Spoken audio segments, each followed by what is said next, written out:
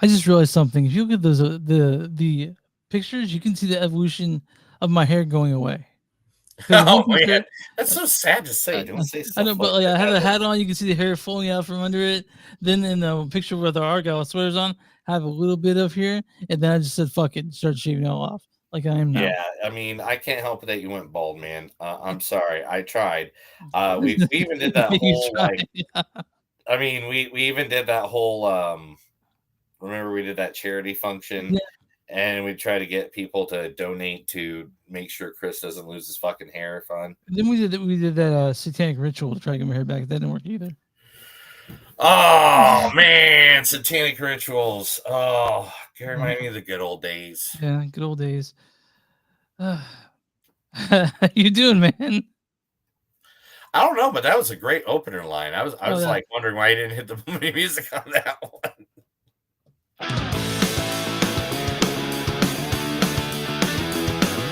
It's a show by Chris and Neil with all great movies. They are the real deal. We watch them all, so you don't have to. It's movies that don't suck and some that do. Ladies and gentlemen, boys and girls, listeners of all ages, this is a new episode of Movies Don't Suck and Some Do. My name is Neil. I'm Chris. Now, guys, this is the thing. This one might be a little delayed. This one might be a little fucked up, and I just want to tell you why. I just moved into an RV, and we haven't hooked up the super duper Wi-Fi system yet to the that we will carry in our own RV. And so we are bouncing off of an event center right now that is giving us our Wi-Fi for the RV park we're in, and about 9,000 other people showed up. So we will try to get through this as painless as possible. I promise. Yeah. Okay. It's all Chris's fault, though. Yeah, it is. It's all my fault. Like, all the way over here in Kansas City. Yeah, because Neil's internet to be fucked up. But hey, I have the on-air sign. That is cool. That's cool. Are you mean setting up more stuff on the wall? I know that since RV, you have to like you probably have to do more like you know probably to secure it there. You know, I'm not sure the walls are in there, so I don't know. I'm. You ready? You Yeah, ready? You want this story before we yeah, even tell them what the movies are? yeah, yeah, yeah, Um. So I guess you can just cut this out and yeah. put it I in could. later. Um. Anyway. There will be tension poles, Hmm. and I'm going to put a tension pole from this right here, or Hmm. not this, but right on the other side of Yeah, this wall over here, and I'm going to drop a whole curtain. I sent you a couple of them that I was looking at. yeah, yeah, yeah.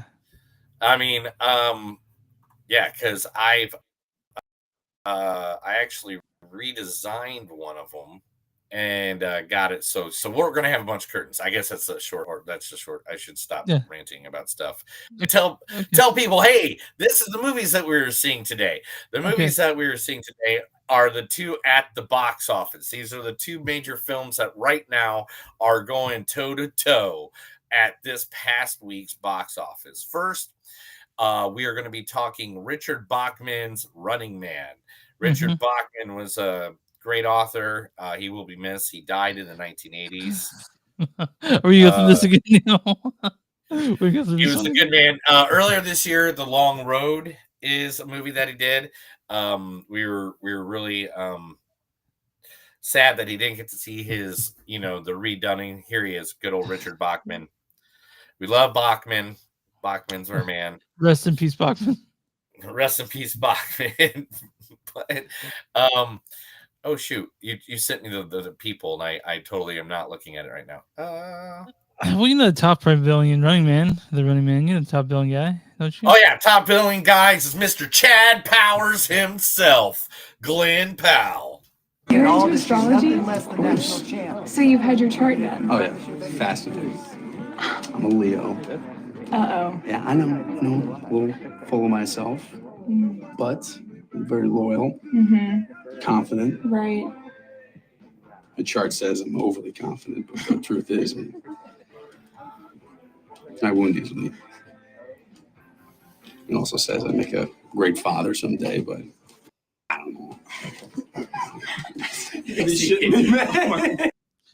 That is from Everybody Wants Some. Oh, I thought you'd get some Yeah. Chad Powers. Have you seen Chad Powers? No, that's some things. I guess I don't know. I don't know what that is. Chad Powers is on Hulu right now, and what it is Glenn Powell plays a quarterback that he fucked up. He did something wrong. I don't know if it was betting or I can't remember what it is at the beginning of the series, but he did something wrong, and he's not allowed to play football anymore. So he does the whole Miss Doubtfire routine, where he does makeup and stuff on his face, and makes it sound like he's a Southern man named Chad Powers. Oh, dude, it's great. It's Glenn Powell acting like a stupid character, and it's funny, and it's getting to the part where now it's heart wrenching, you know. Okay, gotcha. All right. Yeah. Also in this Who else movie, in the movie? Coleman Domingo. I get it. We're living in dark times. Huh. Not a lot of hope out there. Ah. The thing I miss about doing drugs is the beauty. No matter what's going on in the world, no matter what's going on in your life, everything is gonna be okay. I'll cheers That is that. from I'll cheers Euphoria. that. Yeah. I'll cheers that. Euphoria. Yeah, no, you will. Mhm. Euphoria. That's what that's from. Oh yeah, I know exactly what that's from. Also in the movie, one guy that every female in Hollywood has wanted to lick his butthole. That is right, Mr. Michael Cera.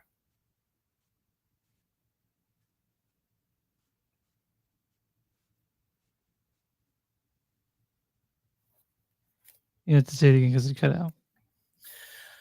I said, okay, the one guy that every Hollywood lady in wants to lick his vanilla butthole. If you don't know what that is from The End. Michael Cera. Hey, what's up? Nothing. Hey, you know Pac-Man? I know of him. Well, Pac-Man was originally called Puck-Man. They changed it because, not because Pac-Man looks like a hockey puck. Pacu means flap your mouth. And that they were worried people would scratch out the P, turn it into an F, like. Yeah, that's amazing. That's from Southfield versus the World. Yeah, I was like there are so many great lines he had. You just picked that one. I didn't. Should I have said like the one from this scene? Like, does it smell like cocaine? That one. Yeah, or what kind of name is McLovin? You're not an 80s hip hop star. Yeah. Anyway, all right. Coming into the next is you're the missing. one. Oh yeah, go ahead. Sorry. The one, the only, the man who has got a plan from Defistan. It is the great, who is now going to be considered legendary. I think he's more legendary than his family. I think he's more. I don't know. I mean, he made more money. You think? Yeah, you made more money than his dad for sure. He had to. Yeah. But the great Josh Brolin. I thought by eliminating half of life, the other half would thrive. But you've shown me that's impossible. I know what I must do. I will shred this universe down to its last atom. And then, with the stones you've collected for me, create a new one, teeming with life, that knows not what it has lost, but only what it has been given. I know. Are you sure you know what that one's from? Man, I don't know. You know what the funniest thing? One of the funniest interviews ever with Josh Brolin was on the Graham Norton show, and he goes, "Fans, I love fans. I fucking hate fans." Or something like he goes, they come up and they just ruin it sometimes. Like he goes, I was at a Comic Con. This is Joshua Brolin statement, and he goes, Brolin, Brolin, and he goes, a kid comes up and goes, "If you could just wish half of them gone, why didn't you just wish for double the resources?" So the thing is about I think is who's more crotchety about it? Do you think him or Harrison Ford more crotchety about their fandom? Because Harrison Ford, like he's like, who shot first? He goes, I don't give a fuck. You know, like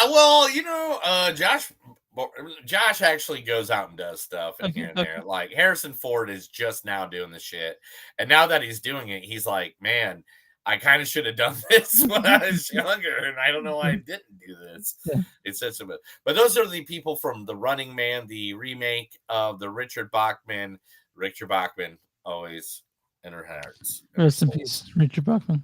But next coming up is the one that went against this weekend. Now, this is literally movie number 1 and number 2, and Badlands got knocked down in number 3. I gotta tell you that there's a pretty big chasm between this one and Running Man. Still, like you look at. I'm not gonna say there's a reason I put the movies the order they're in, but the money for sure may have had an issue to do with it. Now You See Me is the movie that we're talking about here. It's Now You See. No. Nope. It's Now You See Me. Now You Don't. Right. Yes. Uh-huh. Now You See Me. Starring the greatest bartender in the history of man, because he is from the good old state of Indiana. Woo woo, home state, what up? Anyway, that is Woody Harrelson. He's not billed first, but I'll play him. Okay. Is this your first date? What? No, I mean, I'm obviously you guys don't know each other well, if at all, but like there is a palpable tension in this room. And before you get involved, you should consider the fact that she has a lot of big secrets. And I know the first one is that this is your first time off the desk, isn't it? You should have said something to him. This is a weird way for you to find out. From Now You See Me, I think 2. Now You See Me in the that's Now You See Me 1. That is the right after they rob the bank in Paris. Yeah, that's right. Yeah.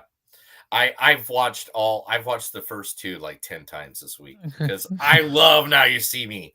I love the Now You See Me universe. It's literally fun and stupid, and I like it. It's like a James Bond movie. You don't have to care if it's good or not. You just I have to care a little bit, but but also in this movie, he is the one who created Facebook, Mr. Jesse Eisenberg. Come in close. Closer. Because the more you think you see, the easier it'll be to fool you. Because what is seeing? You're looking, but what you're really doing is filtering, interpreting, searching for meaning. My job? To take that most precious of gifts you give me, your attention, and use it against you. Yeah, from Now You See Me 1, like the opening scene. That is literally the first scene of the movie. Yeah. And then, okay, who else do we got? We got, the great, a man who I have mad respect for. He's like one of the coming ups in Hollywoods. Him and his lovely wife, Allison Brie, the one and only Mr. What about his brother, though? We don't talk about him. Who is it? The one and only Dave Franco. Ladies and gentlemen, I am the next great magician, and I will give $100 to anyone who can tell me how this trick is done. I have an ordinary spoon from Mel's Deli right here in Brooklyn. Check it out. Now everyone, please pay very, very close attention, because I'm about to bend this spoon with my mind. Yeah.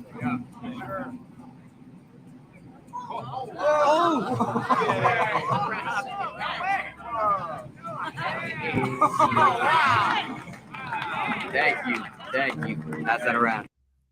Yeah, from the first Now You See Me, right? Did he just do magic? Yeah, he has spoons. Oh. Okay, all right. Neil, who else in this? Who's got son? There's There's Who am like I missing? Oh, let's see. We got Jojo. Oh, we got Oh, you didn't give me your last name. Why don't you give me Isla your Fisher. last name? Isla Fisher. Thank you. And now for one of the oldest tricks in the book. Danny, if you wouldn't mind opening up the box and showing everybody that it's completely empty. I'm gonna take sweet little Fluffy here and put her inside this mystery box. And now you will say the magic word. Abracadabra. Yes, and I will wave this magic wand for no reason. And then Fluffy has magically vanished before your very eyes. And now we are going to debunk a few magic myths this evening. We all know that Fluffy is in fact alive and well. And Fluffy has miraculously appeared. As has the mirror, which makes the box only appear as though it's empty. For the first one. Before Yes. they talk That about- is right. That's right. That's right before the ending. That's the second one, right? The third No, one? no, that's Isn't no, that no. the third or the second or the third? The or second one. It's not the second one because I was. What if it was the second and the third, then the third went back to the first and then reflected back on what the second did? Isla And Fisher when the wasn't third in came this- in and gave you that information. Isla Fisher wasn't in the second one, so this is definitely the first one. I think it was right before they talked about the bank. But yeah. Yes, it is 100%. Also, in this movie, the one and only, I love him. Hopefully, oh yeah, you did. You told me which one you got from my favorite movie. I know him, Dungeons and Dragons. It's not Here's from there though. Justice Smith. It's not from there though. I couldn't find one. I told you. This is you'll see what it is. So, and yeah, I know you told me to find a good one, but I couldn't one. So this is the best I Oh, find. you go. I got faith in you, buddy. If you wanted, I could come over again. I've been watching the tapes you've been making me, but I wanted to watch the Pinko Pig on Saturday night again while it airs.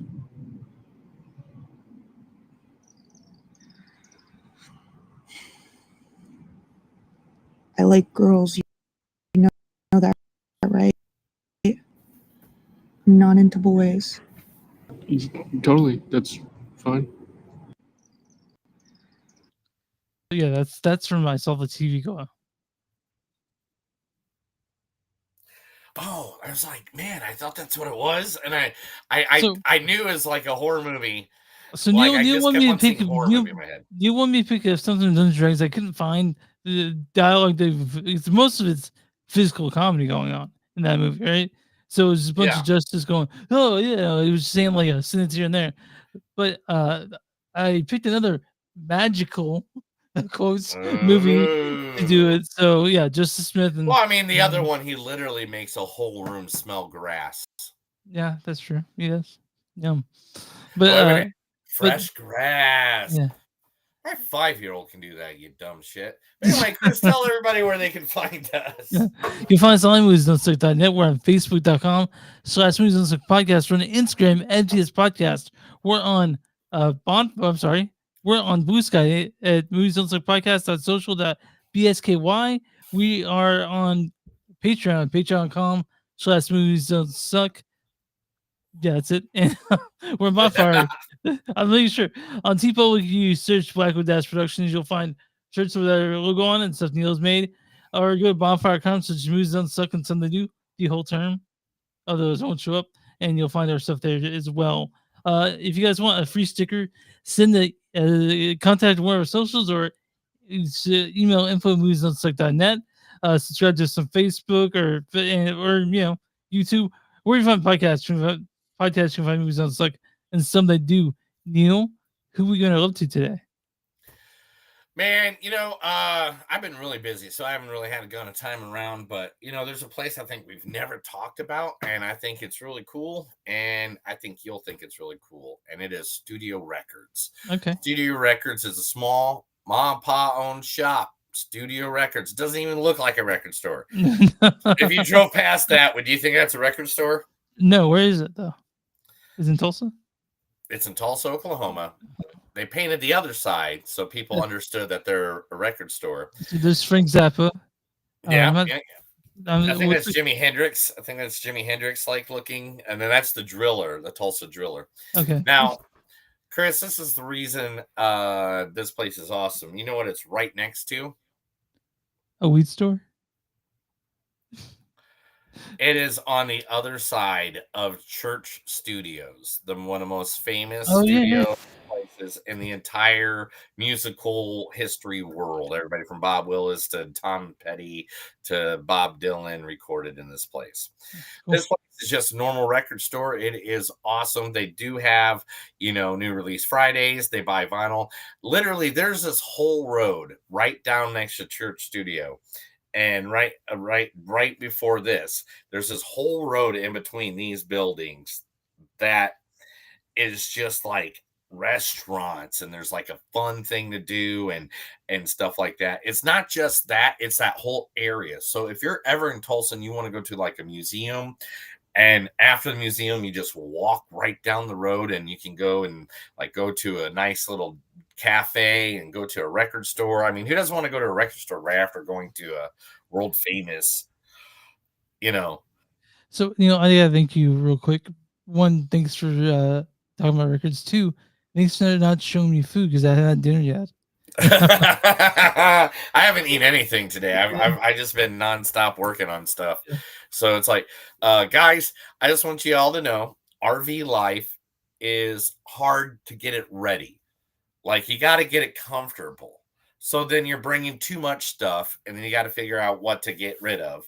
And then now I have my closet. My closet's organized. I have food in here perfectly organized that it's like, if I need something, a little snack to eat or something, making it very mellow. Now, and this area here this is going to be like, there's this whole area here that is so far I could like that's going to be just like storage right here. I do want to mention that the acoustics in there is better than we used to record in your the acoustics in here is better than in my office. Yeah. Well, I mean, it's a lot of hardwood, so that makes sense. Yeah. It's also closer together, so there's not a whole lot. Like it's better because in your office you echo quite a bit sometimes, and I was like, I can't fix that. But, so for almost like the next year, I'd say. I mean, years maybe too long. We don't know. That's you have this adventure. I mean, you have this thing to get to. You're taking an adventure for about a year until you get actual like a stationary home. So yeah. So basically, we're gonna come visit some people we love. We're gonna do that, and then we're gonna go bow down and fucking hide out in the South, like in the Florida area, Louisiana area, and stuff like that for a little bit during the winter time, while it's really hitting up here. It was in the nor'easter that if you were moving back up there, you'd be like, "Fuck!" Yeah. We'll slowly edge our way that way. Like we'll be in Louisiana a little bit. We'll be in. Gotta stay away from the. Where's full destination? Where's home gonna be? We have no idea. That's the best part of all of it. That's the best part of it. But what is really cool, Chris? Talking movies?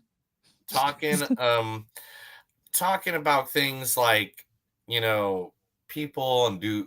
And who loves you? And who do you love? One more time.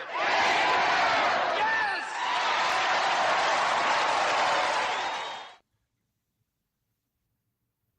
Right? Okay. Right. A running man. Directed by Edgar Wright, written by. So this is where we're going to say something. It says here it was written by Stephen King. So really, I don't know who the fuck that is. Okay, we all know Richard Bachman. If you guys listen to us, you all know that Richard Bachman is Stephen King. It was in the 1960s that he changed all that information. So directed by Edgar Wright. You guys know because he directed things like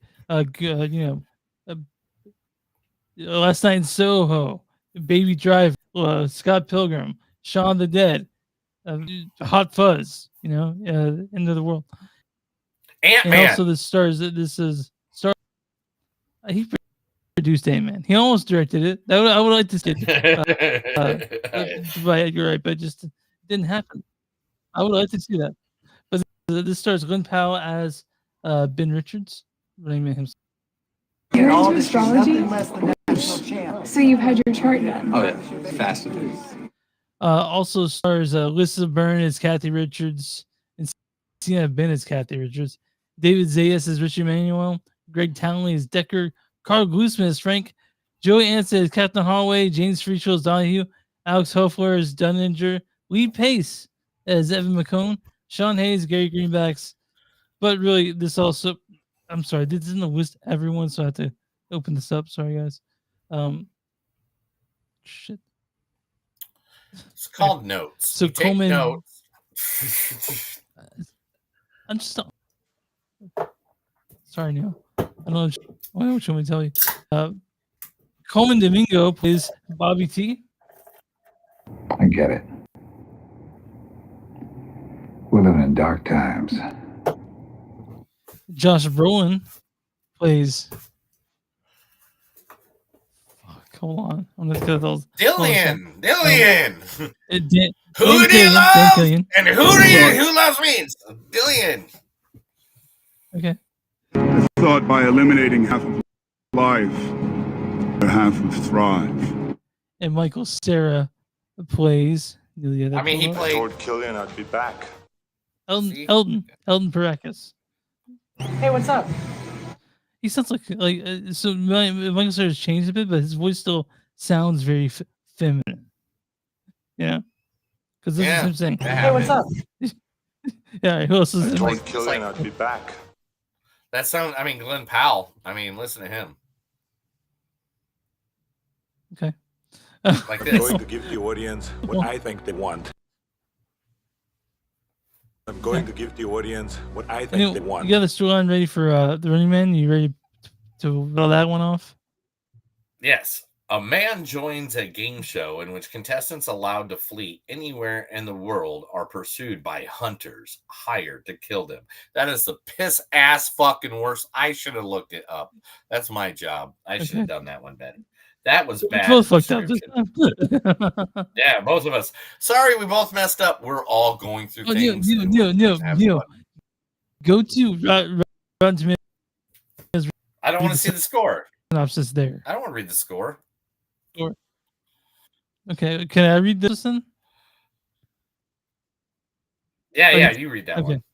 In the near future society, the Running Man is a top-rated show on television, a deadly competition where contestants known as runners must survive 30 days while being hunted by professional assassins, with every move broadcast to a bloodthirsty public, each day bringing a greater cash reward. Desperate to save his sick daughter, working-class Ben Richards is convinced by the show's charming but ruthless predator, Dan Killian, to enter the game as a last resort, but Ben's defiance, instincts, and grit turn to an unexpected fan favorite and a threat to the entire system. As ratings skyrocket, so does the danger, and Ben must outwit not just the hunters, but a nation addicted to watching him fall. So, can I say something really quick now? No. Okay, you go ahead. No, go ahead. Go for it. So, this movie, it espouses this real anti-corporation, sort of anti-fascist, I guess, government sort of view, like revolutionary view. Okay. So here is the problem with that. So they did dig in Netflix, but they also have 5 instances of product placement in this movie. That to me that it's sort of like it gives mixed messaging. I'll tell you some of the product placement. There's a Liquid Death is product placement, Big Red's product placement, Budweiser product placement, Cinnamon Toast Crunch product placement, and the big one, Monster product placement. So I'm like, okay, so one thing, are you exploiting these products? Are you taking their money, or are you giving me mixed messages? Because one, you're promoting these products. That's what's happening. These products are being promoted, which is sort of against the whole fucking thing in the movie. So, hey man, hold on. No. I want to say this real quick. Right.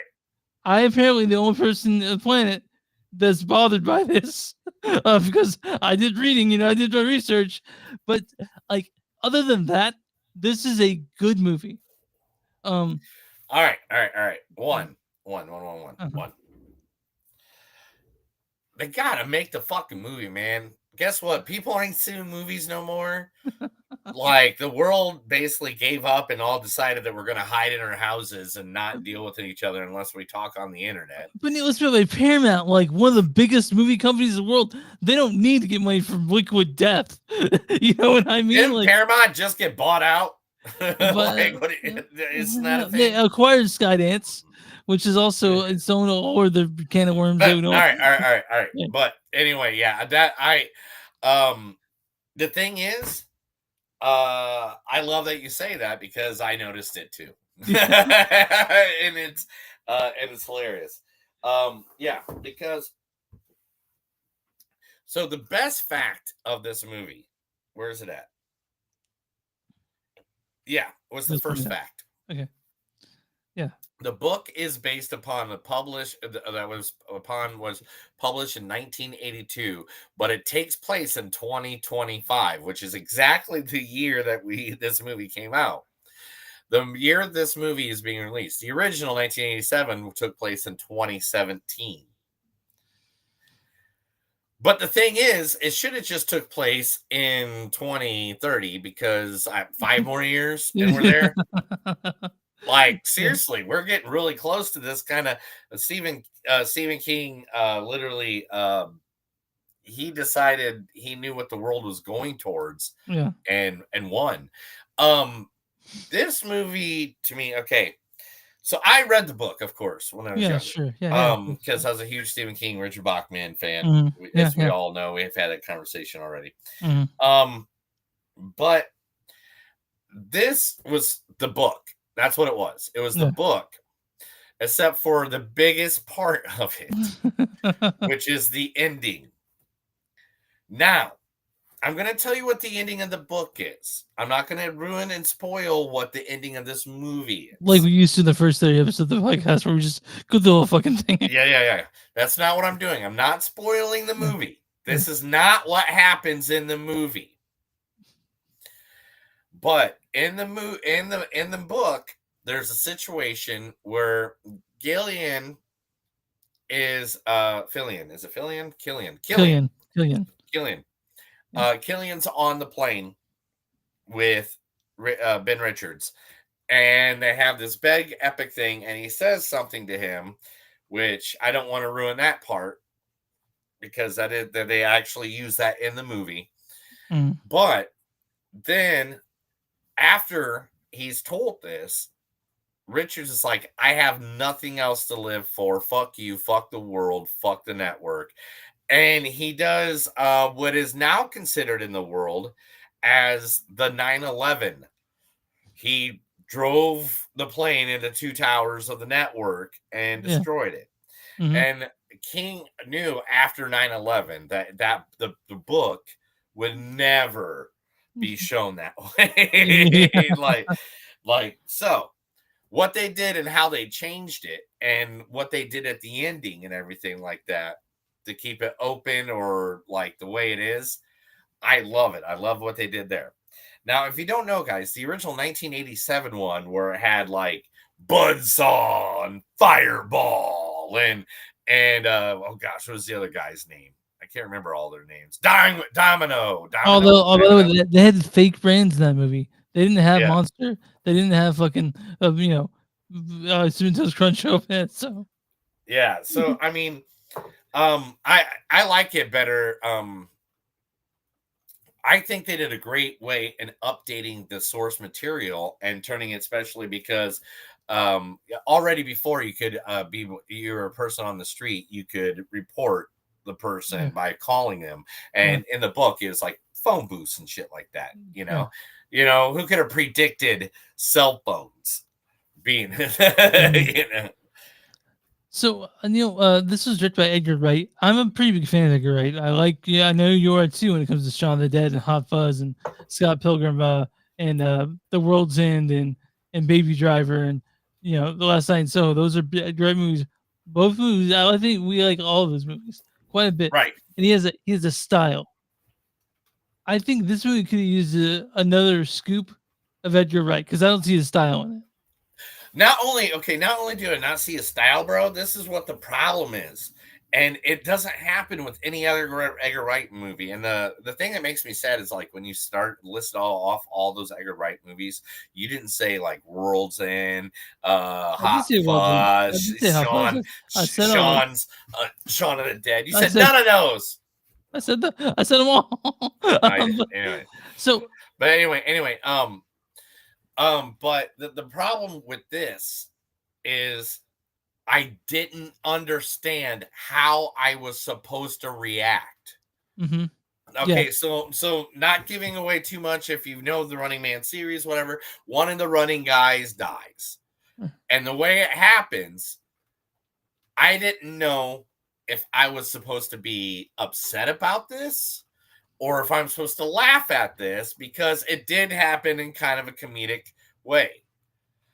But at the same time, just the way they showed it and the way the pacing was already going, because you're caring a lot about this Ben Richards and what's going on in his life because they're shoving that right to you. They're like, here, this guy's like, I mean, it's nuts where they went. And so like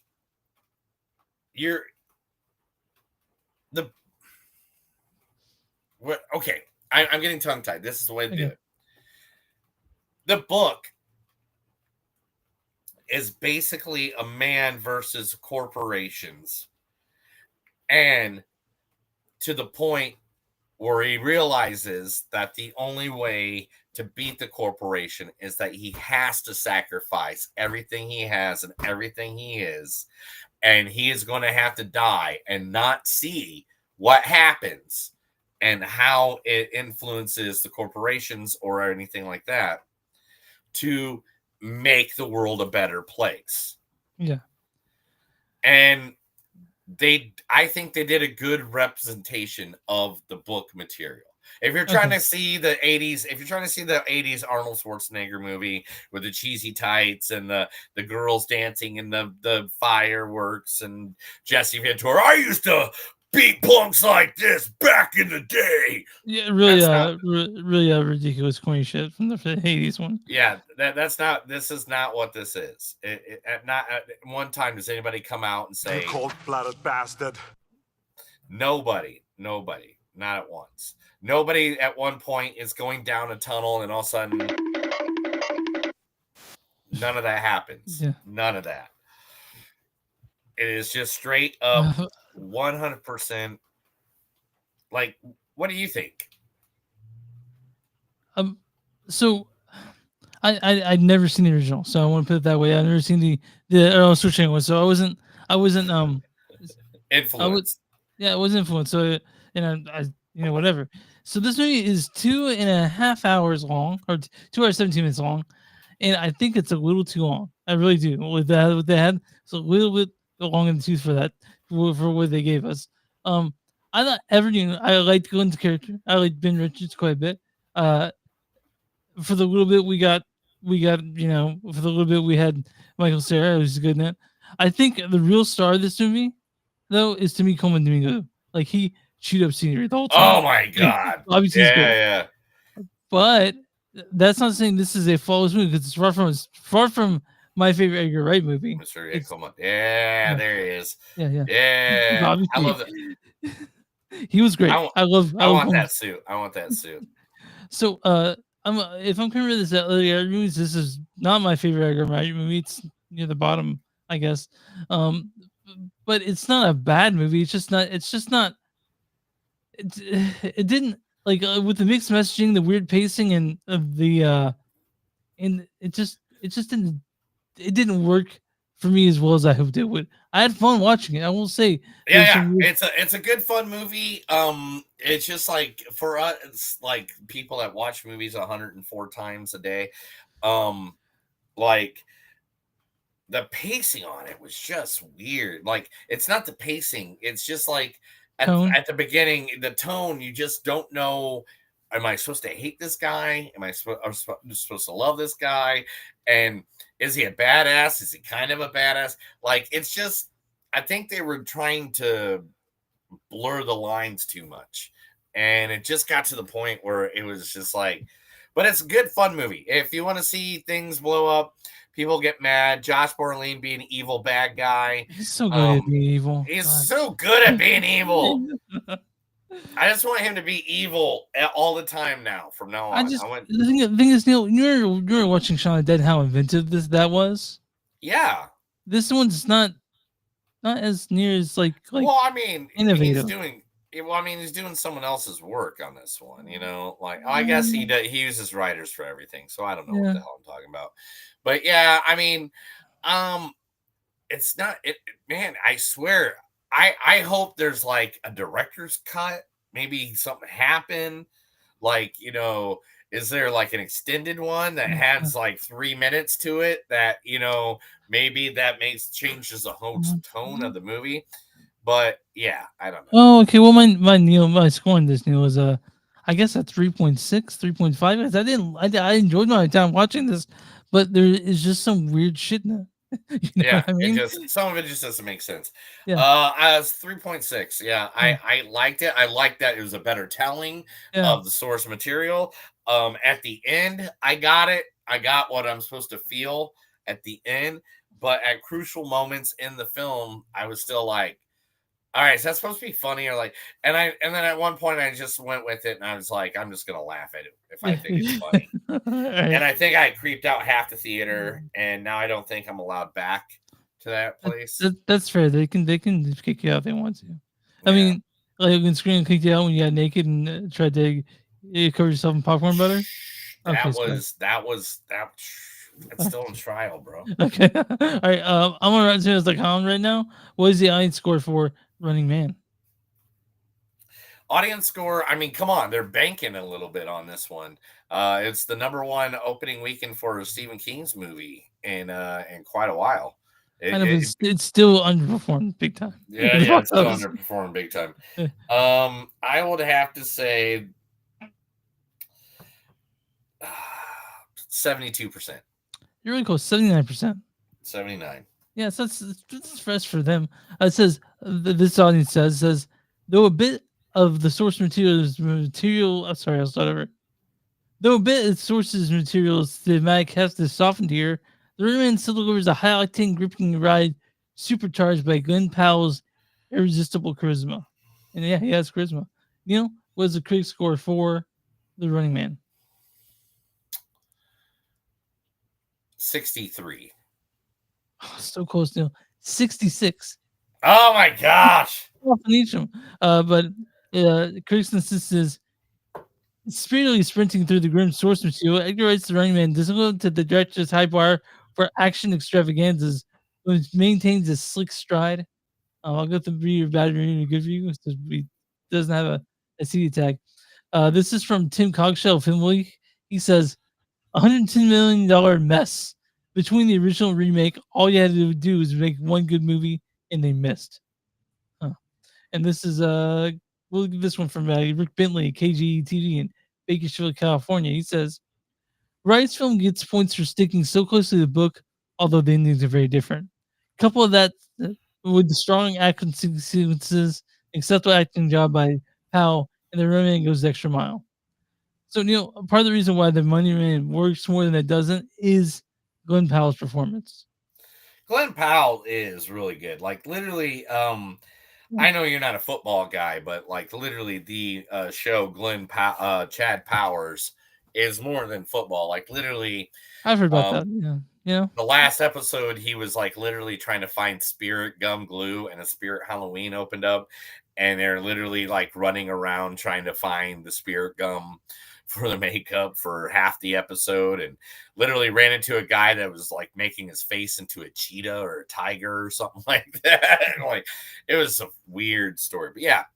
Can I read a weird Christian review of this movie? Okay, go ahead. Why this not? from Michael Clark of the Epoch Times says, I'm not fond of these kind of movies, not for quality reasons, but because they leave me feeling unmoved and apathetic. The opposite of love isn't hate, it's indifference. Love and hate require passion. Huh. All right. I'm sure you have news queued up for us, don't you? No, I don't do news. What is that? Okay. We'll see you guys later. This is The Movies Don't Suck, and some of them do. So I'm going to tell Chris a bunch of stuff. He's going to like it. He's going to love it. He's going to want more of it, or he's going to have to just shut up and let me keep talking. What you got for me today? I'm really excited to hear the news. All right. So right off the back, let's talk about Glenn Powell. He just did a thriller movie called Huntington. which is now being renamed to How to Make a Killing. Which That's a is better. That's a better That's a better, title for it. I think. The A24 thriller is Mhm. trying to go into, now that he's becoming more popular ever since Mhm. Top Gun Maverick Yeah. and Hitman, and Uh-huh. now Running Man is, because everybody's like he's doing, and Chad Powers. He's also Mhm. got a show going on Yeah. called, so they're like, let's change it so it's more provocative, or Yeah. more like, so this movie is it's man, they were going to call it either Psycho Killer or I Can Only Imagine. But it's written and directed by John Patton Ford, who did Emily the Criminal. It's loosely inspired by the 1949 film Kind Hearts and Cornets. Glenn Powell as Beckett Redfall, who has been disowned by his own enormously wealthy family and is willing to do whatever it takes to secure an inheritance. So it's also Margaret Qualley, Bill Camp, Ed Harris, Jessica Henwick, Topher Grace, and Raph Law. I mean, that's a fucking. I actually saw the preview for this before Running Man. Oh, did you really? Yeah. So if you guys want I to see did not. something, No, I do that thing where I come in like 5 minutes before I know the movie's going to start. like right before Nicole Kidman shows up, right? Like usually I make it like the tape trailer right before that. Yeah. Netflix is going to change its standards if they can buy the big number one company that's out there for sale right now. So right now, Warner Brothers is up for sale, and Netflix says that they will change their films to theatrical releases prior to streaming releases if Warner Brothers will sell to them. That's fair. Yeah. So I feel like that's a good one. I mean, at least that's going to... So you ever heard about somebody like being like, yo, I need my money? Like they come up to you and they're like, I need my money. Give me my money now or I'm going to stab you. I mean, I've not had that happen because I don't generally owe people money. I usually pay them off. But what you got? But Christian Bale, Idina Menzel, and Josh Gad have all three secured so much money. One of the biggest amount of monies for anime ever. They're doing animation movies for Disney. Of course, if you know those three names, you know exactly who they are. They are the three main stars of the Frozen network, the Frozen movie series. Okay. So for Frozen 3 and 4, all three are going to get $60 million a piece. Jesus Christ. That's so much money. That's so much money. They're getting paid to do something they like. I would do many things I hate for $60 million. Dude, I could do Olaf's voice. I'm sure if I heard it if I heard it.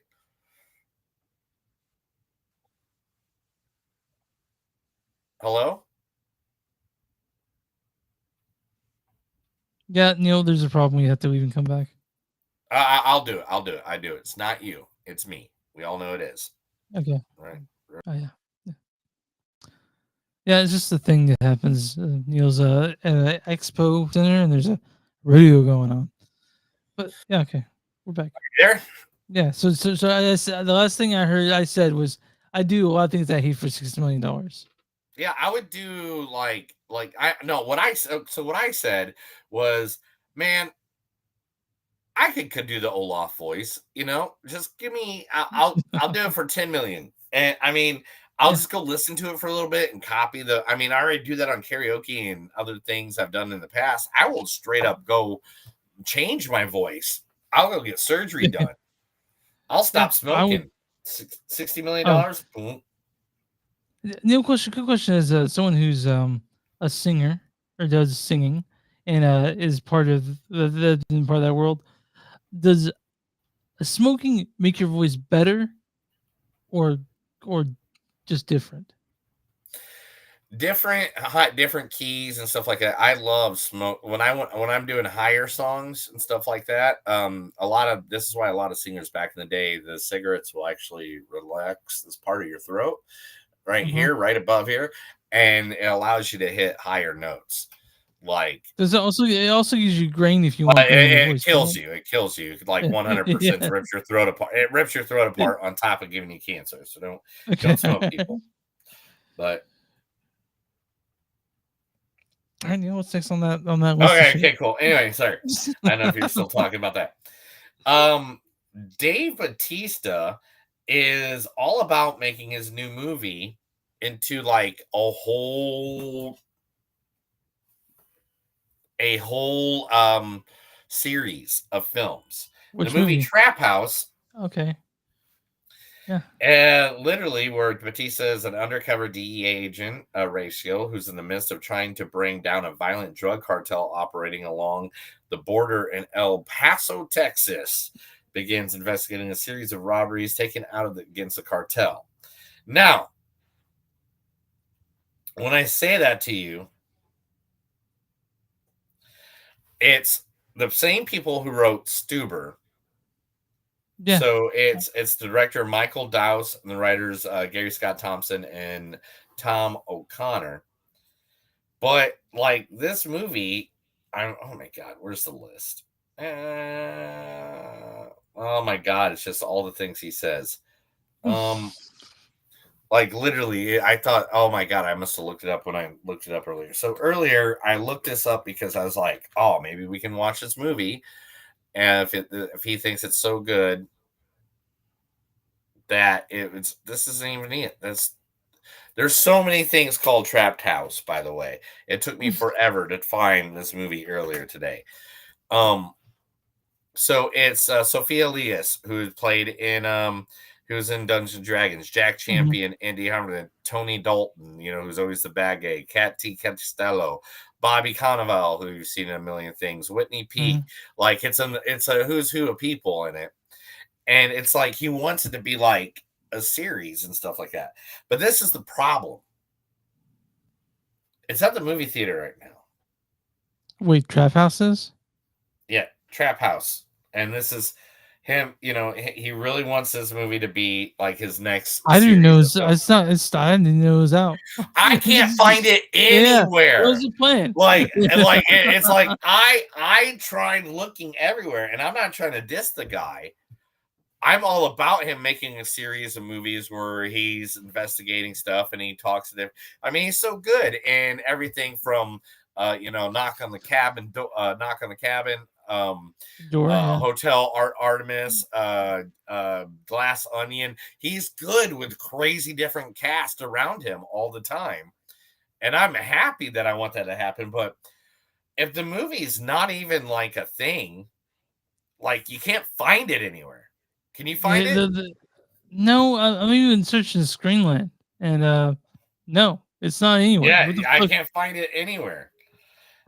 But when you go to say I want to watch this movie online, it literally just says no, it's in the theater.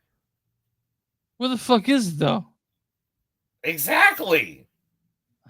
I can't. Okay, so Sydney Sweeney, right?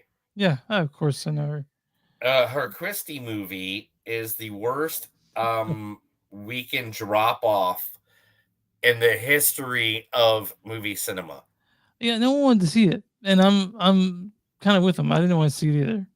like it's a strange thing. Sydney Sweeney can't seem to find the sweet spot at the box office. Well, I mean, she kind of did all that stuff, and it kind of ruined her career. Yeah, I mean, it wasn't good. It wasn't a good thing for her career. People were like, she seems a little out of touch. So people, but I can guarantee that movie comes out in December. That the Housemaid, I think that's gonna get. I think a lot of people want to see that one. Oh yeah, definitely. So one of your favorite series of all times, from the Hallmark Channel, The Good Witch. I can't wait. Is going to be popping out a movie after their 7-year run. On the Hallmark Channel, that show, and the 2 movies they put. Now they're going to finish it all up. I know you can't wait for that one. That one's a good Cannot wait. So excited. Michael B. Jordan is on the casting couch now, trying to get people ready for his version of the Thomas Crown Affair. Oh, he's gonna be leading that. Nice. And he's going into he's doing it all. Yeah. Yeah, and right now he's going into the casting part of it, and the production's still working on that. Let's see. Talking about the Knives Out series. Ryan Johnson made it very clear to people Benoit Blanc is not James Bond. Daniel Craig is the only person that will ever play Benoit Blanc. That's great. I mean, that's good to hear. I'm sure that Daniel is happy to hear that. This past weekend at a Comic-Con, while doing a Q&A, one of them, a man who's known to fly, to change the world, has decided that he instead wants to be the Dark Knight. Tom Wellington has now thrown his name into the James Gunn DCU hat as to play Batman. Wait, Tom Welling or Tom Wellington? I don't know. I'll tell you. Did you see Tom Wellington? Oh, sorry. Give me a second. I don't want to fuck it up. You're right. It's Tom Welling. And that he was a Smallville, guys. He was Smallville, yeah. Yeah. And at the same time, Michael Rosenbaum, who's right across, who's a skinny guy, said, "I'll play Joker." You can see that, right? Oh my god!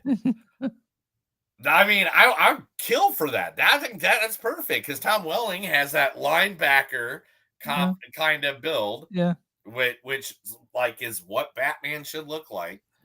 And then Michael Rosenbaum, it really is skinny as heck. In the Batman movie, that one that's the Dark Universe, or the one with it's a Batman thing, the Batman 2. He can come back as Joker. Do we know that for a fact? We have no idea. Yet. Okay. We'll figure that all out when it all happens. You let me know. Sadie Sink has accidentally said that she is in Avengers Secret Wars. So whoever she is playing in Spider-Man Brand New Day, we still don't know who she's playing, but now she's also in Secret Wars. Who is it? What's her name?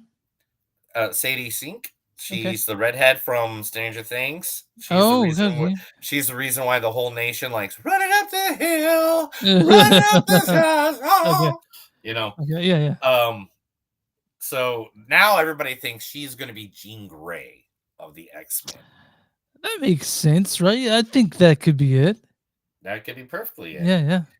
Let's see. We also got Dune 3 today, wrapped filming.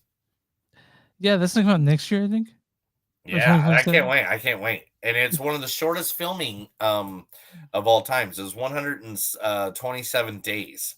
Oh, you half a year, you know.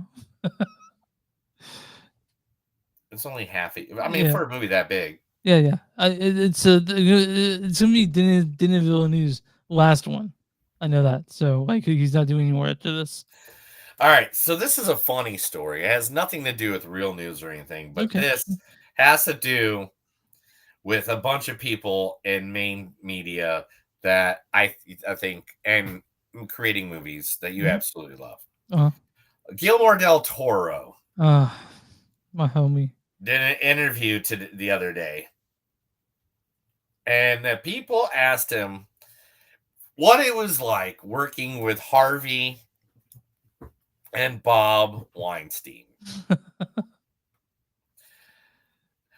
And this is what his exact words were. Okay.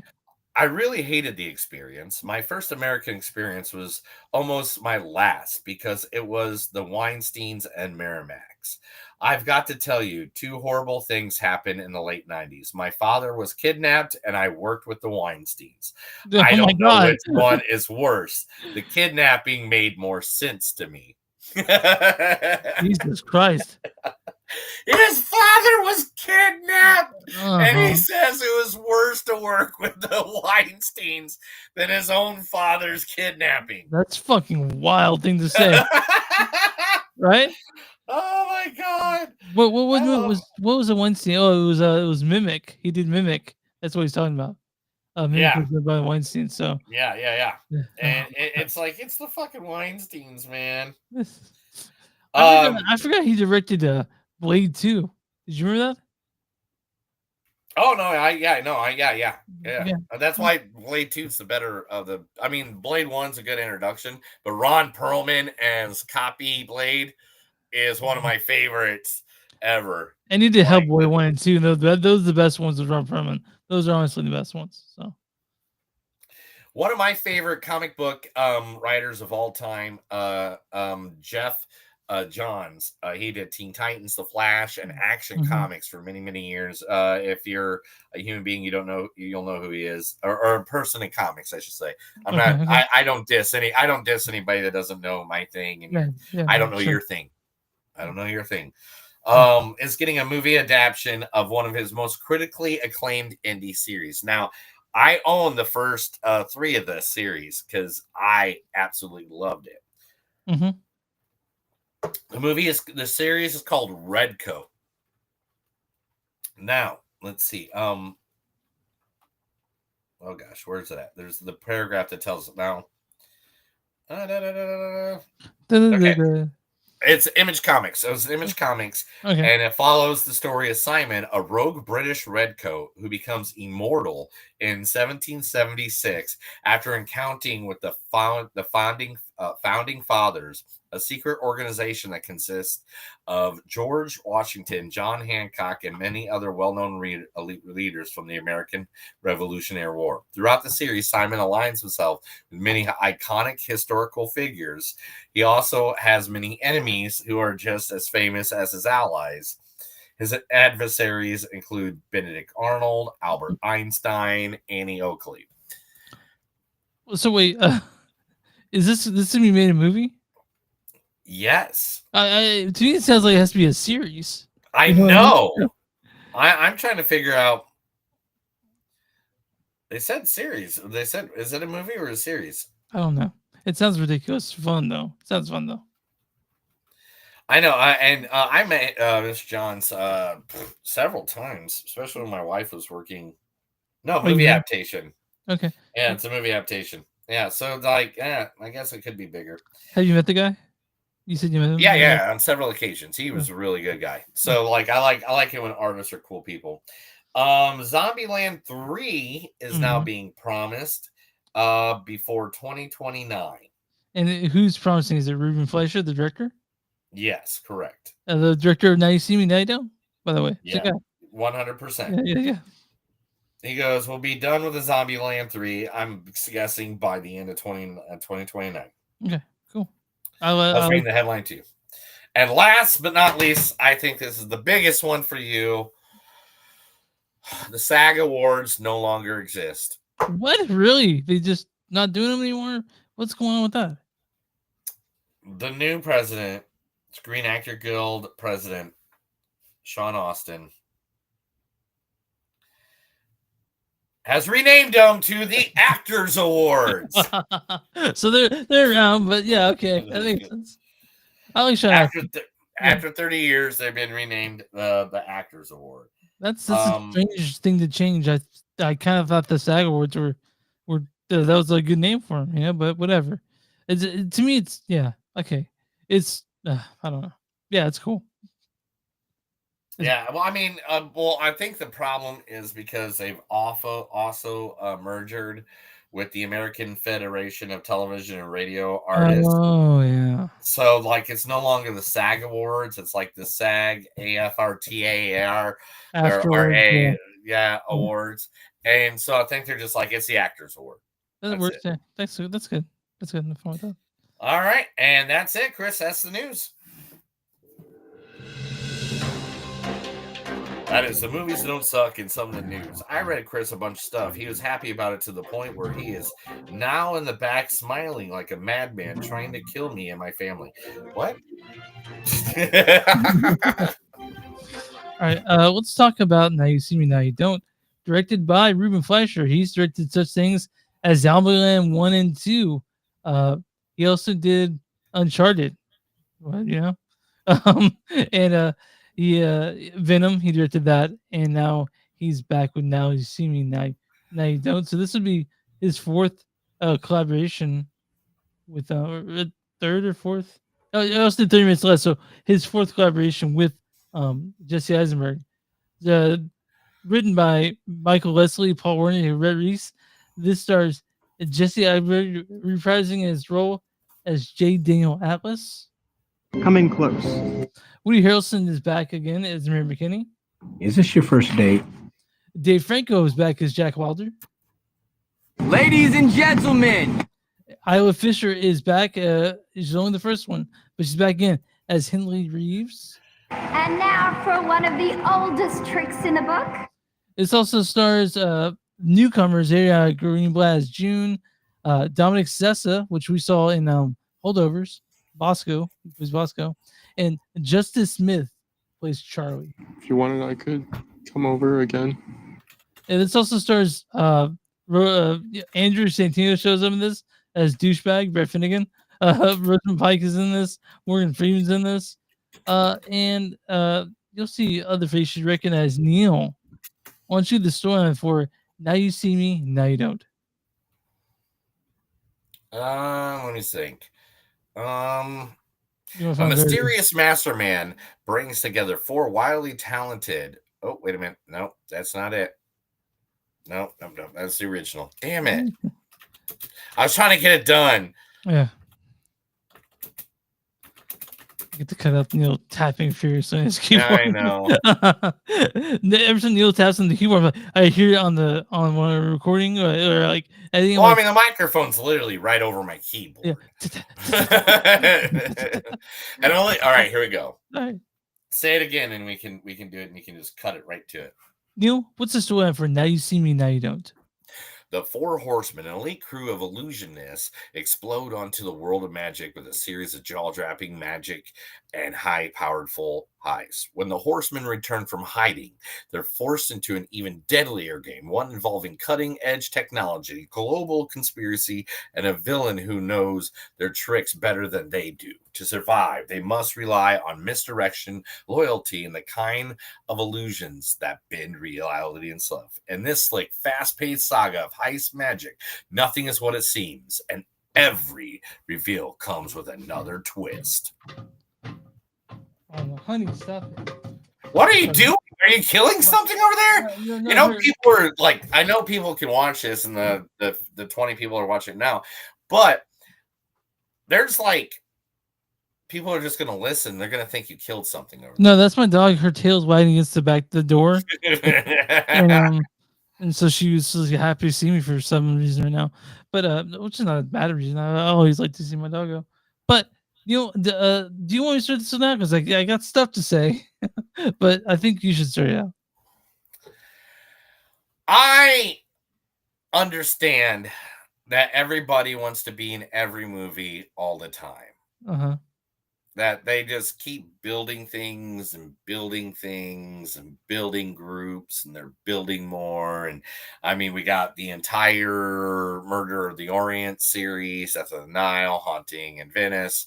We have the Glass Onion series, which is now, Glass Onion or Knives Out, Glass Onion, Wake the Dead, or something like Me Up Dead Man, or something like that. I get that in these kind of movies, Ocean's 11, 12, 13, Ocean's 8, I get that they always want to try to put more people in there. And that's why they want to continue the franchise or whatever, because then it gets younger people in there and gets more younger fans to watch. Yes. I don't think we needed it.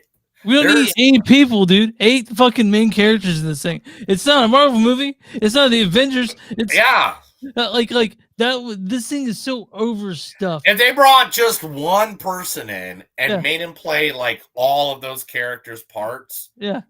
Like he was just like he's just like a super magician, and that's why they're bringing him in. You know what I'm saying? Like I get like the reason the Four Horsemen are the Four Horsemen is because like you got Eisenberg that does sleight of hand and illusionist. You have the girl that does the Houdini stuff that literally disappears, hides or escapes.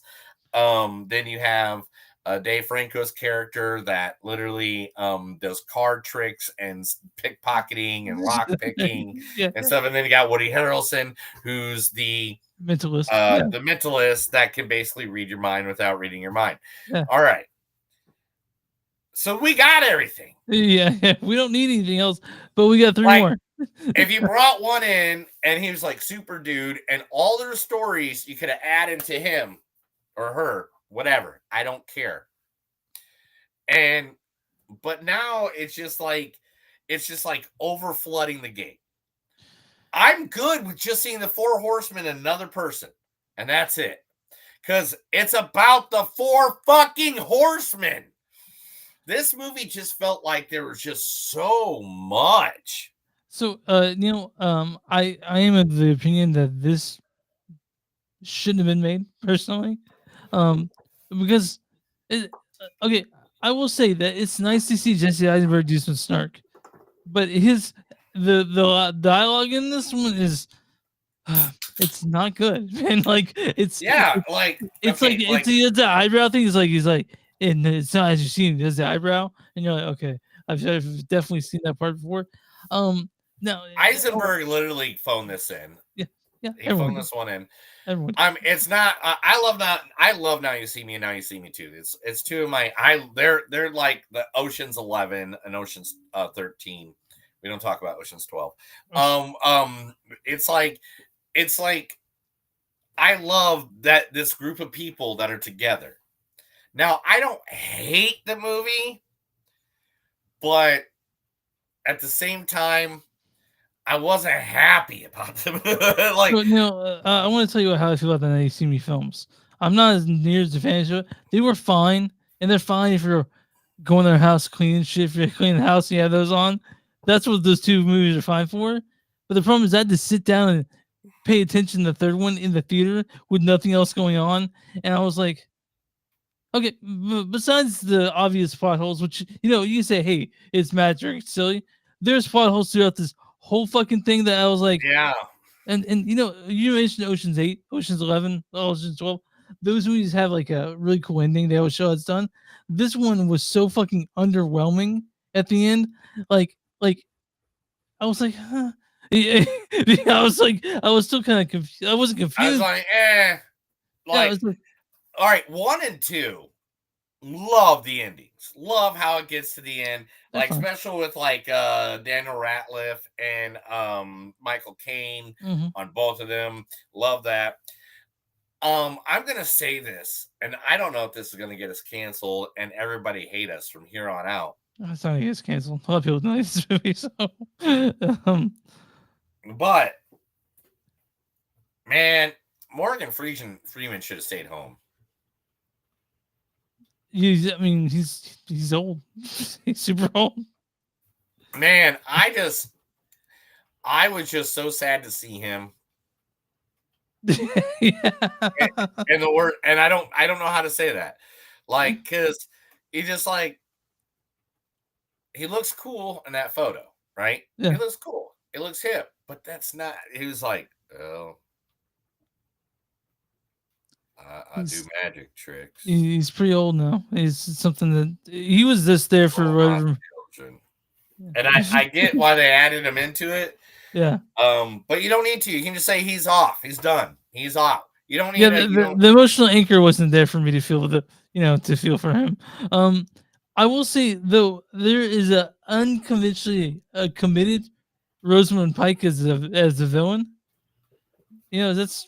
Oh yeah, the evil lady was fucking cool. Yeah, the beginning of it, like even when they went to this cool little mansion thing that had a bunch of cool rooms, I was like, okay, well at least they're splitting them up. Yeah. At least we're getting that. But like, I mean, there's so many. Like when that happened to every single when I when I went to look when that scene basically like in every other all of them. Okay, like, wait. Yeah. Okay. Sorry. Wait. So when I go to look for movies. or when I do this, when I get the podcast put together, I always go and look for, I'll put the name of the movie and I'll put photos or something like that. I got so many photos of the group all together, all the time. Every time I put in this movie, it's like all 9 of them. I don't need 9 people. It's a lot of people, man. It's way too many people. I don't know how many people it is. It's 8. It's 3 plus the 4 plus. No, wait. Then you got the 5th one from the second one. So now you got 8, and then you got Morgan Freeman on top of it. Then the Veronica. It's just so many. It was like, dude. I mean, like Endgame understood that we have to separate and only do one big battle, and that's it. We don't need 4 big battles with all 8 players. Oh yeah. Also, how they get to places, it doesn't matter. Like we don't need to know where these things came from. It's just magic or something. So like there's magic. So there's a lot of No. The first 2, I got it. It's cool. This one, you kind of just oversaturated the bucket. You added too much sugar to the candy bar. You literally you put too much butter in the potatoes. It's like you overdid it. You just went insanely the way, like I can't believe there wasn't 72 people in this movie, because I thought there were 72 people. I remember when I messaged Neil, I said I pulled close for all 10 main characters in this, which I did do Neil, because I'm the ones you want to use. But Neil, I'm gonna go ahead and say it. This is barely on the scale. Yeah, I'll start. Yeah. On from 1 to 5, I'm gonna give this a 3. Like I like seeing everybody. I mean, it gives me that nostalgia, but it's like Blade 3. It's like okay, we're seeing Blade again. Oh, but not. Oh, it's RoboCop 3. There we go. Remember RoboCop 3 when he had the jetpack? No, nobody does. Remember Batman and Robin? Yeah. Yeah, remember The Dark Knight Rises? Yeah, right here. You remember the third Ninja Turtles movie? Right? Yeah. Turtles in Time? Yeah. No, that's what this is right So here. Neil, I'm going lower than you. I'm actually giving this an STD tag. This is something. Yeah, I figured you would. No, it's just at 2.5. It's not anything lower. It just. I can't give anything that low to the greatest bartender from Indiana, Woody Harrelson. But the thing is, Neil, did I enjoy this movie? Not really. No. So I didn't enjoy this movie. I wish I were home at the time, seeing or watching something else. So I gotta say, it missed the mark for me. This is something I do tag just for. By any means, I love this series, and I just think they just flooded this. They're like, how can we make people care again? You could have just put the same 4 people in there, added one name, after Timothy Chalamet, or like pay him what you're gonna pay the 5 other people you put in there. So people ask what I thought of Now You See Me, Now You Don't. I go, now you don't.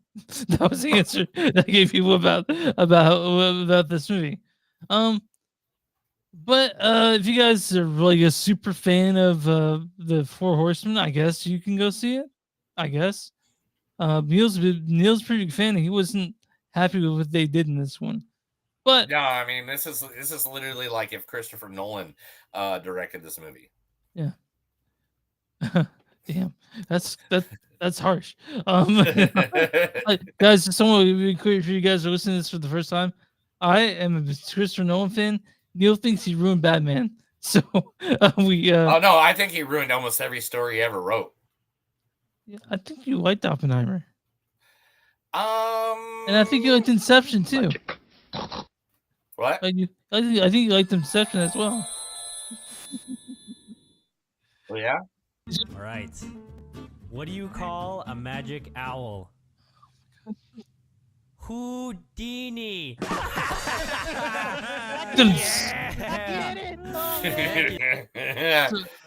So, Neil, like, oh, hold on.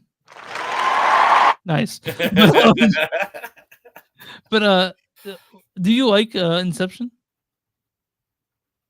I don't even know what that movie is. Okay, I'm gonna rest this like right now.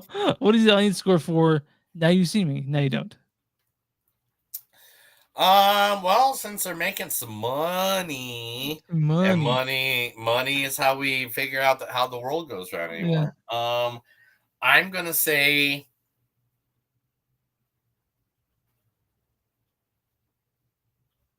63%. 82%. Holy fuck beans! I was surprised too. Neil, what is the critic score for Now You See Me, Now You Don't? They're gonna give it a 74. 60%. Oh wow! It's actually a little bit higher than it was earlier. So, wow. the critic consensus is getting the gang back together. Now You See Me, Now You Don't repeats a lot of the franchise's familiar tricks. Although there's still charm to seeing these characters pull the proverbial rabbit out of the hat. I'll start with a good review and then a bad review. That works for you. This is from Abby Bernstein of Sun Man. She says, an agreeable third film in the stage magic heist franchise. Okay. So this is. Want to see a magic trick? Good. Abracadabra. This is a really funny one. I'm gonna read this one from Windy Eyed of the Observer. God, okay, I can't wear it. All right, go for it. If a movie could be punchable, this one would be. Chris, we don't do that. We don't. Okay, I'll do a different one. We don't tear things apart here. That's not this our from thing. Bob Mondello of NPR. He says, Eisenberg's prickly snark is still fun, with the tricks getting less convincing and the scripts more exhausting. Might seem time for this franchise to go up in a puff of smoke. Okay, so like Neil, there are tons of reviews that just have like they're written like by AI with the puff of smoke and and like magic or whatever. But yeah, this is Now You See Me, I know it's in theaters. It's number one at the fucking box office, and yeah, it is by a lot. But not next week. Next week it'll be Wicked 2, the new. That's Wicked. not next week. No, that's out tomorrow. Wicked 2 comes out tomorrow. Yeah. You can see it tonight.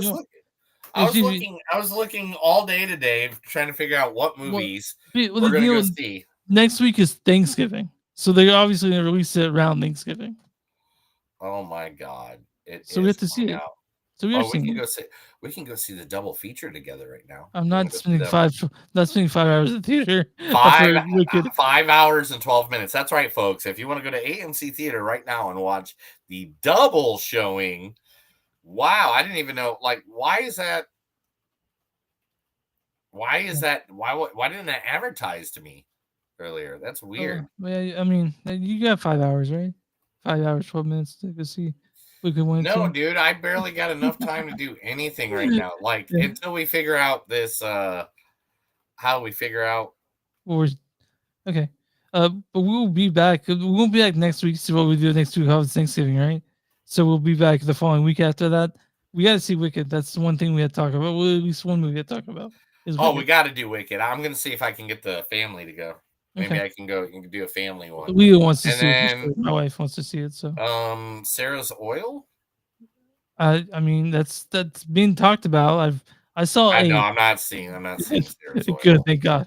It's a religious movie. I don't think there's anything else out in theaters. Good. Is there anything you want to catch up on, or is there anything that you want to? Let's finally do Jurassic Park Dominion, Jurassic World Dominion. Rebirth, you mean? Yeah, whatever it's called. Yeah, we can finally do that one. What about The Materialist? Do you want that? Oh, yeah, let's do it. Neil, you've been wanting to talk about that one. I haven't seen it. Okay, let's do it. Let's do that one. I want a reason to I have to watch this. Is it that or Jurassic Park Rebirth? Because I'm not going to lie to you. This is what happened last week.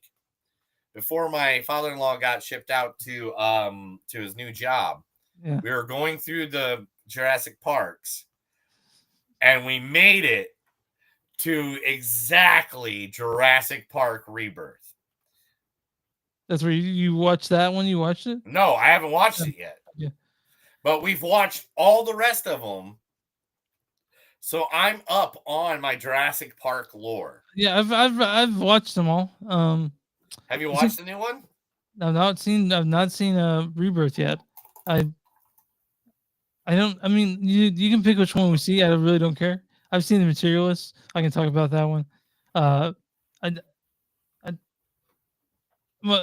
I'll give you. My wife hated it, but she's hard on movies. The Materialist. Yeah, but that. All right, we'll talk about this later. I gotta go get some food. All right, I'm hungry. man, me too. I'm hungry too. All right, so you guys want song? So I gave it 2.5. Neil gave it a 3. You can find Song Movies on Suck.net, or Facebook.com. Movies on Podcast, run Instagram, GS Podcast, run in the Blue Sky at Movies on Suck Podcast.social.bsky, I think. Whatever. You can find this there. We're also Patreon concerts on Suck. We're on the Bonfire concerts on Suck and something to do. So I just want a sticker, emails to info.suck.net, or a contest in our socials. We'll get that sent to you. Give me money, give me money, give me money, give me money, give me money. It's free of charge, Neil. So okay. yeah, and I'll send it free of charge in mail, include a little note. I'll kiss the envelope, put some coin on it, and then King Kong ain't got shit on me. And where you find podcast movies on Suck and you subscribe, tell your friends, tell your family, tell your children. Maybe not your children, but tell the people that you love about a podcast if you like it. You know, what do you do for small business? You're gonna die, clown. That's what we tell them, right? If you're a small business, we'll be more than happy to promote you right here on our podcast. There are millions of listeners, or thousands of listeners, millions of followers. Yeah. Oh no! That's not me. That's I don't know what you're talking about, brother. Well, let me tell you something, brother. You gotta say it twice.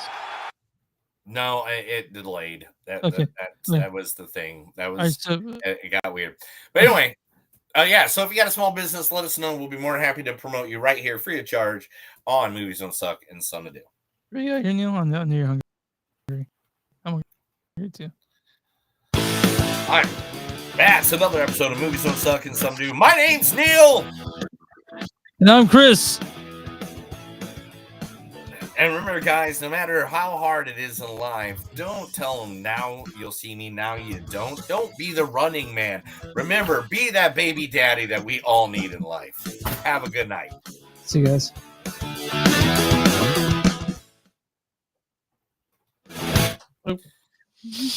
Hey, Chris. Yeah. This is what happens when I just move my leg. Yeah, I noticed that earlier. Like, is it? Yeah, as soon as I noticed it, I was like, damn. Is it a flimsy desk? Is that what it is? Is it flimsy? No, everything's it's because it's a trailer. I'm in a trailer. Okay. I mean, so when the trailer is rocking, vibration of a trailer, right? Yeah. When the trailer, you guys have the bed in there and stuff already. Yeah, dude. Yeah, we got a fucking The bed's good. The couch sucks, but we're getting that out next. Yeah. Yeah, the bed's awesome. We even got the TV. We got a little itty bitty TV about the size of almost like this laptop screen, like up there. So then we can watch a little TV in the bed if we want. Like the shower's good. Like we're buying stuff to make all this better. Is the TV in the bedroom? Is there a TV in the living room area, sir? Like yeah. The TV actually comes like if I wanted to, it's on an arm that can come right here if I want it. Okay. Or I can be in the kitchen and watch it. But the thing is, there's also like right here, you can't see. I guess if I went like this. Yeah. So. Yeah. Okay. But it like literally has a place where I can put a TV right there. Nice. That's cool. And I already got this one here. Doesn't have a pillow, but there's these little pillows that stuff in them. I already bought 2 of them for the front area. So then like it like makes it so when it's cold or hot or whatever, everything stays inside. Everything stays inside. Yeah. Oh, cool. Like, I mean, I've bought the most random fucking weird shit things. Like literally, look everybody. This is where I'll be drying my clothes that like it's a Velcro thing that you literally let go of the Velcro and it like turns into like a whole thing in there where I'll dry in this back bathroom. What do you think Alistair thinks of it? Oh, he loves it. There's underneath the bench seat that you have in an RV. Yeah. Like we put his bed underneath there, and that's his little cave, and he goes in there and rips up toys. And Did you say comes you out have? when he wants. Yeah, you want to go off live? I got questions to ask. So. Oh my God! All right, thank you everybody for watching and guys. being a part of my universe. Bye, guys. Coming soon too. Not only I know Chris has his second podcast. Oh yeah, it's called. Oh, If you guys want to see, it's called "What Are You Jamming?" I talk to musicians about what this one to. I have episode 1 with Marjorie, episode 2 with the Ivory Days. We're gonna put out the one with Playing for Burial up tonight, and then be the conversation with Thou, the Brian Funk of the legendary metal band Thou, and then I got and then Gary Brents of Gone Mage / Karaneer / Homeschooling / Salamoth coming up as well. And then I have a interview with Emma Thorndale in January, and I'm talking to the band The Body to talk to them. I think at the beginning of December. But you guys can find it where you find this podcast too. But I didn't want to talk too much about it because it's still new. No. Yeah. So me and my wife, we're gonna create a vlog. Yeah. Like we'll do 1 minute videos and less. That like while we're going across the entire United States while we're doing this whole travel thing. So if you guys want to see more of my pretty face and all that, I will get you more information as it comes because I got to create a channel, a name, a page, all that stuff. Shit, yeah. Yeah, all that stuff. But we are going to create it and we're going to have a good time doing it. So there'll just be 1 minute videos of or less of us at different places. And me doing dumb shit because that's what I do a lot. All right.